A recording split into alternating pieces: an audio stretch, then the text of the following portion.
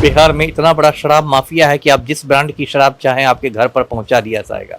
अब इसकी वजह तो यह है कि सीएम हाउस में अक्सर दारू की पार्टियां होती है, अक्सर शराब की पार्टियां होती है। आज यदि विपक्ष बोतल रखवा सकता है तो कल कोई आतंकवादी बम रखवा देगा।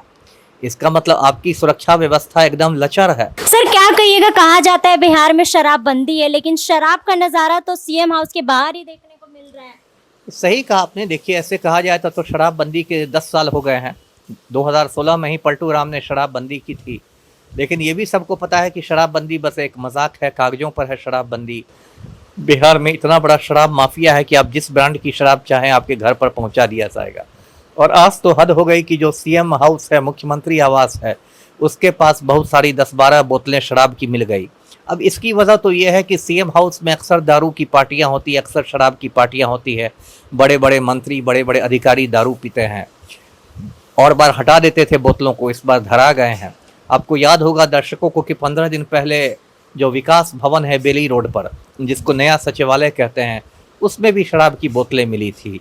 और उसमें जब सरकार फंस गई थी तो उल्टे सीधे बयान सरकार देने लगी थी कि विपक्ष ने यहाँ बोतलें रखवा दी हैं सरकार को बदनाम करने के लिए। यदि 1 मिनट के लिए मान भी लिया जाए कि विपक्ष ने ही बोतलें रखवा दी, तो ये भी तो सरकार की नाकामी है। आज यदि विपक्ष बोतल रखवा सकता है तो कल कोई आतंकवादी बम रखवा देगा। इसका मतलब आपकी सुरक्षा व्यवस्था एकदम लचर है।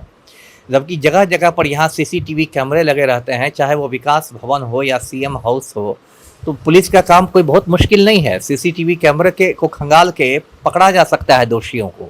लेकिन इसमें इतने बड़े बड़े वीआईपी लोग दोषी रहते हैं कि पुलिस फिर ऑपरेशन लीपापोती शुरू कर देती है। जैसे नीट छात्रा कांड में हुआ, लीपापोती हो जाती है और सारे मामले को मतलब दबा दिया जाता है। जी।